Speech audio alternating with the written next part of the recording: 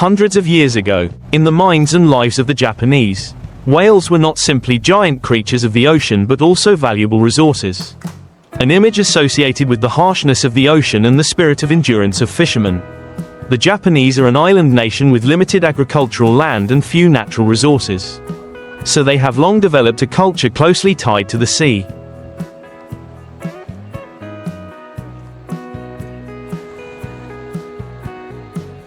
In that picture, whales appear as a giant gift from the ocean, providing huge amounts of meat, oil, bones and many other parts that can be utilized. The appearance of whales in Japanese life is not only in the aspect of food but also in beliefs, literature, art and collective memory. Since the 17th century, Japanese coastal fishing villages have formed specialized whaling teams. Initially with only rudimentary tools such as spears, wooden harpoons, ropes, and small sailing boats, they coordinated with each other according to traditional rituals passed down through many generations.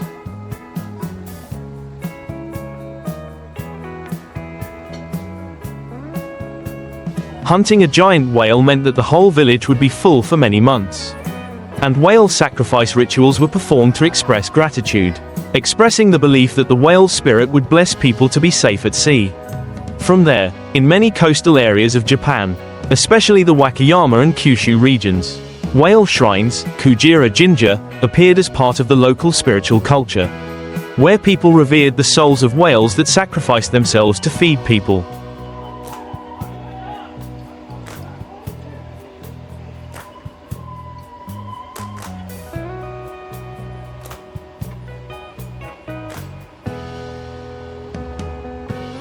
The process of hunting and butchering whales was also gradually standardized. When a whale is spotted, the whaling ship will approach at high speed, using a harpoon gun to shoot at the back near the head or right at the chest, where it is believed to cause the most fatal damage. The harpoon is often equipped with explosives so that when it penetrates the whale's body, it will explode, destroying internal organs and causing the whale to die more quickly. However, in reality, many whales still struggle in pain for a long time before dying.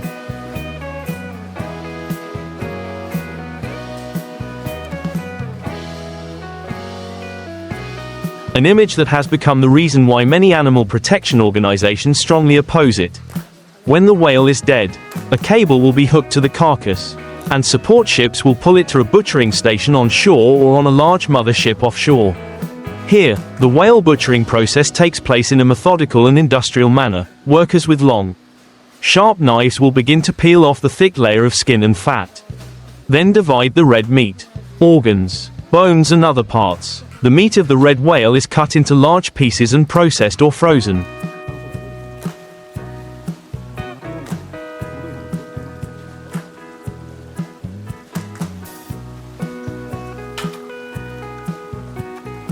The blubber is boiled to produce oil for industrial use or as food. The whale bones can be ground into fertilizer, and the whale tendons and whiskers are used in handicrafts or in traditional medicine. All are utilized, reflecting the traditional Japanese idea of not wasting anything from the animal that has been sacrificed for them. The first job is to process the layer of skin and fat tens of centimeters thick covering the whale's body. The carvers stand in a line, coordinate rhythmically, use a knife to make a long cut along the body from head to tail.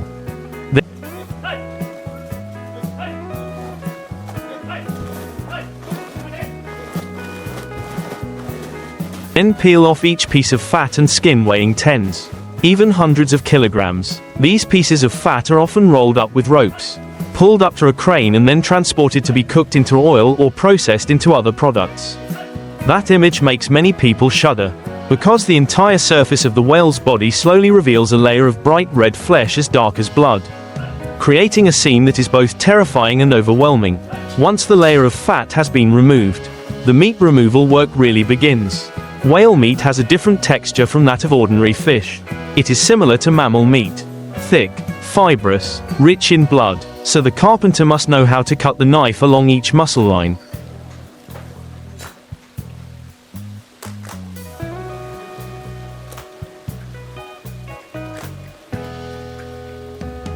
Cutting into large pieces instead of being able to chop it into small pieces. Each cut requires strength, precision and experience to avoid damaging the texture of the meat. These dark red chunks of meat are sent to a sorting area, the best. Most tender parts near the fins and belly are used for sashimi or other high-end dishes. The firmer cuts are simmered, stewed or ground into whale sausage, and the less desirable parts can be processed industrially, fed to pets or as byproducts. No part is thrown away. All are valuable in a culture that values thrift and maximum utilization.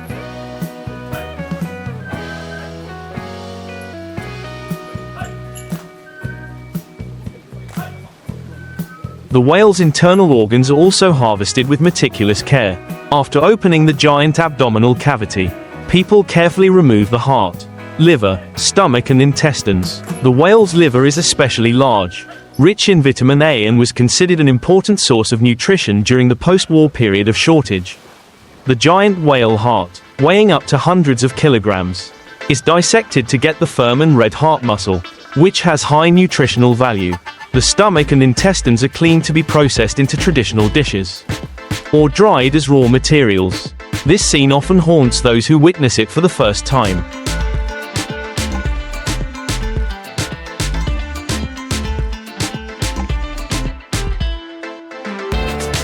Because it is like dissecting a giant creature with each part clearly exposed.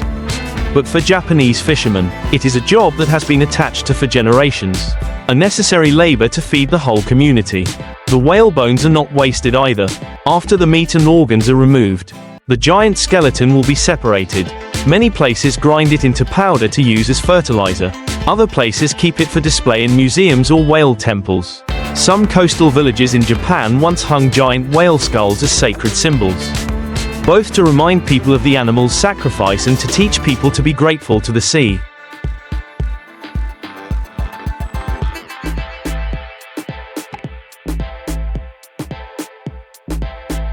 The whale tendons and whiskers are dried and used in handicrafts or folk medicine. Even the whale blood that flows out during the cutting process is collected to be processed into fertilizer or industrial products. The whole process is like a closed chain of operations, where every part of the whale's body finds a purpose. And this is the pride of the Japanese when they compare it to the Western hunting method, which is often wasteful. It is worth mentioning that the entire whale cutting process is not only technical but also carried out as a collective ritual.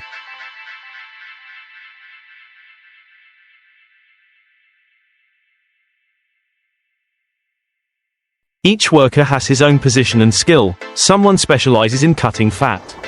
Someone specializes in removing meat. Someone takes out organs. Someone sorts and weighs, all working together like a machine that has been in tune for many generations. Every knife movement, every pull of the rope shows the skill and experience passed down. To outsiders, it may be a barbaric sight, but to them, it is noble labor, a part of a tradition that will be lost if not preserved.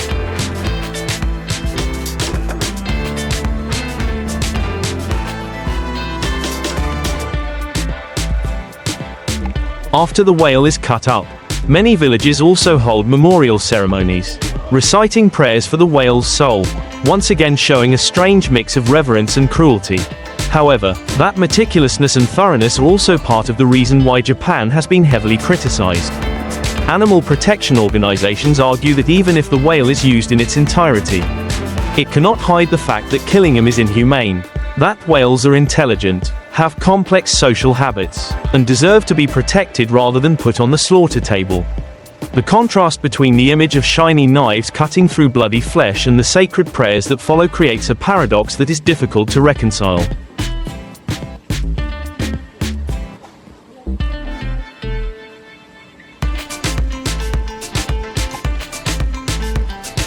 But for many Japanese fishermen, if they give up whale cutting, they will not only lose their livelihood but also lose part of their cultural identity that has been with them for hundreds of years.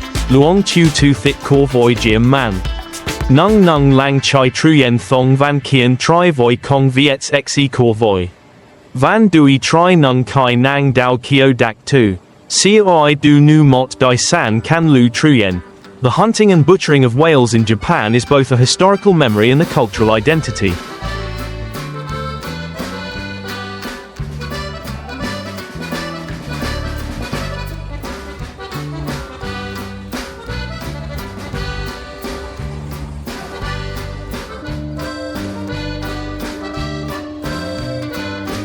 which is difficult to separate from the life of coastal communities. The process of butchering whales reflects the meticulousness, thoroughness and spirit of utilizing all resources that are deeply ingrained in the Japanese mind. Along with the respect for whales in beliefs, the act of killing and butchering them shows a controversial cultural paradox. History also proves that during the post-war period of shortage, whale meat once fed an entire nation and left a deep mark on collective memory. However, today the consumption of whale meat in Japan has decreased sharply, although the industry still exists thanks to political protection and identity factors. The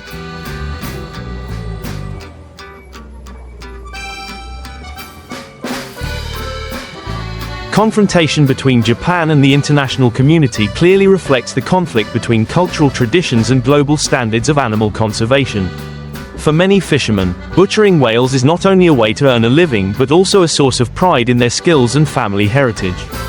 However, in the eyes of the outside world, the scene of whale butchering often perceived as barbaric and at odds with modern animal welfare trends. It is the tension between cultural values and environmental ethics that has made the story of whales in Japan such a long-standing hot topic. And the future of Japan's whale cutting industry will depend on the delicate balance between biological conservation, cultural demands, and ever-increasing international pressure.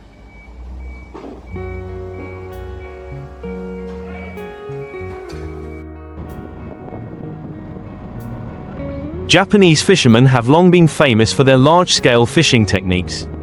And among them, seine is a widely used method.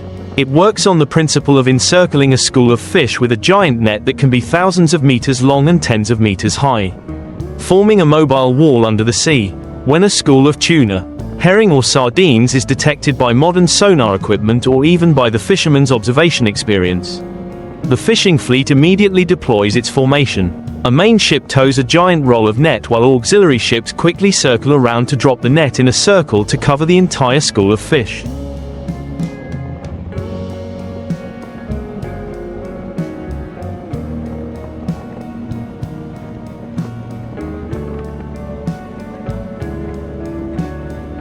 The mouth of the net is kept afloat by hundreds of large buoys, and the bottom of the net is attached with heavy lead to sink deep into the water to form a giant bag.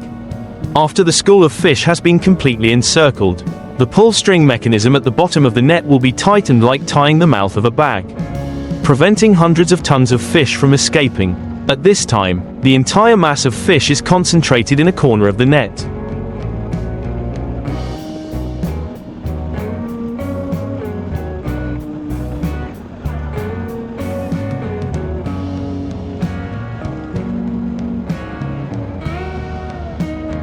The huge fish thrashing about. The strong movement creates a scene of intense commotion. The sea surface is foaming white and the atmosphere is tense. Fishermen have to control carefully to avoid suffocating the fish or crushing too much because that affects the quality of the product. Followed by the process of lifting the fish onto the deck. Large cranes with auxiliary net buckets or pressure water pump systems are used to bring the fish onto the ship.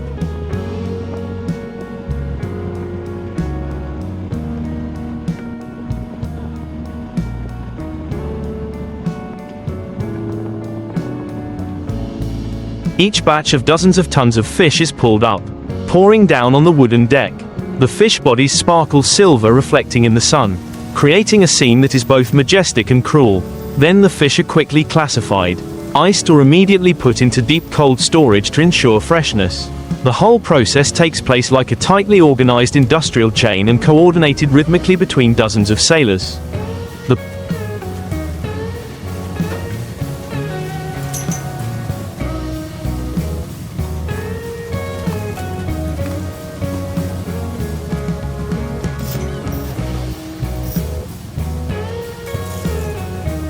seine allows Japanese fishermen to exploit hundreds of tons of fish at the same time in one batch, contributing to the huge seafood output of this country. However, this method has also been criticized by many international organizations for its destructiveness.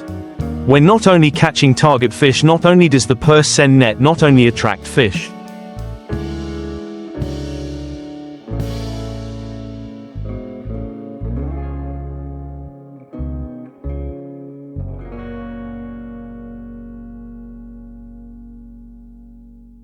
whales. dolphins, sea turtles, and many other unwanted species. It puts enormous pressure on marine ecosystems and has sparked fierce debate about whether the economic benefits are worth the trade-off in the sustainability of ocean resources.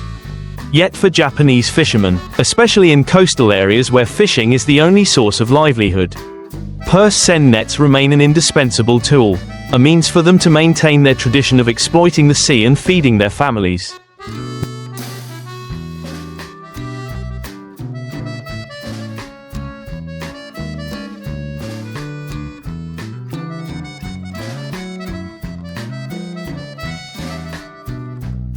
Once again demonstrating the inherent tension between livelihood, culture, and the responsibility to conserve nature.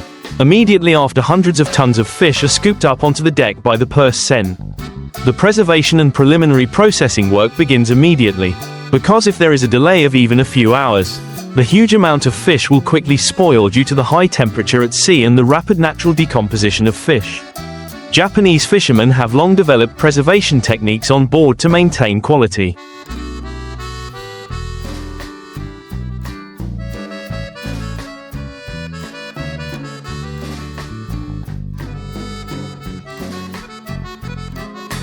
First of all, a deep freeze system is prepared in advance.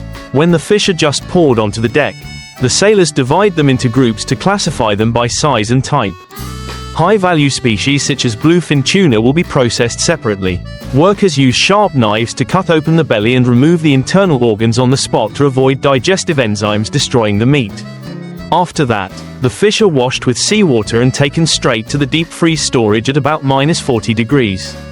Other fish species such as herring, sardines, and mackerel are put into ice cells covered with a thick layer of ice. The ice system is often produced on board using a large capacity refrigeration machine.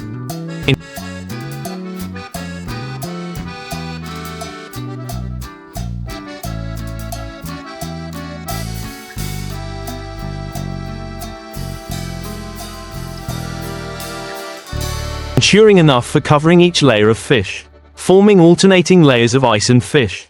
In addition, many modern ships are also equipped with a quick freezing system using liquid nitrogen. This method helps the fish retain its cell structure. When defrosted, it still retains its freshness as if it was just caught. A small portion of the fish is preliminarily processed right on the ship into products such as fillets.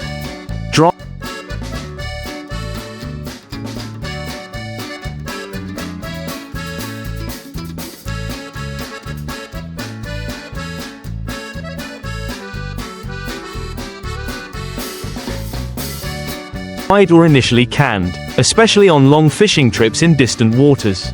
This work is carried out by a group of skilled workers. They use automatic slicing machines to fillet tuna or mackerel, then vacuum pack and freeze on the spot. So when the ship docks, the product is ready to enter the distribution chain without much additional steps. The combination of sophisticated manual labor and modern industrial chains is a prominent feature of the Japanese fishing industry. The scene on the deck at that time was like a giant processing factory floating in the middle of the ocean. The sound of chopping knives, the sound of saws, the sound of air conditioners running loudly, the fishy smell of fish mixed with the strong smell of sea salt.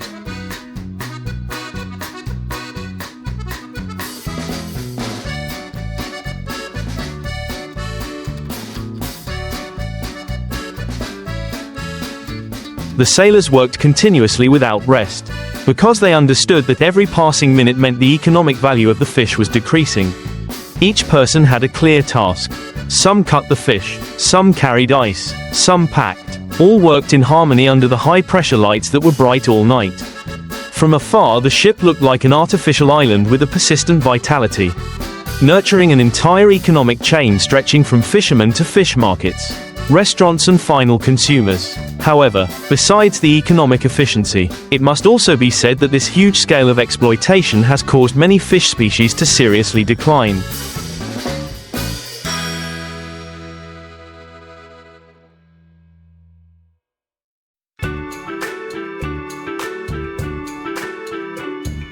Films recording schools of fish being tightly surrounded, struggling helplessly and then piled up on deck have sparked many debates about the sustainability and humaneness of exploitation.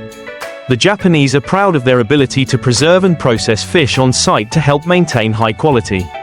But the international community is concerned that this efficiency is further promoting overexploitation, creating a vicious cycle that is difficult to stop. Thus, those cold storages filled with fish are not only a symbol of prosperity but also a reminder of the ecological cost that the ocean must bear.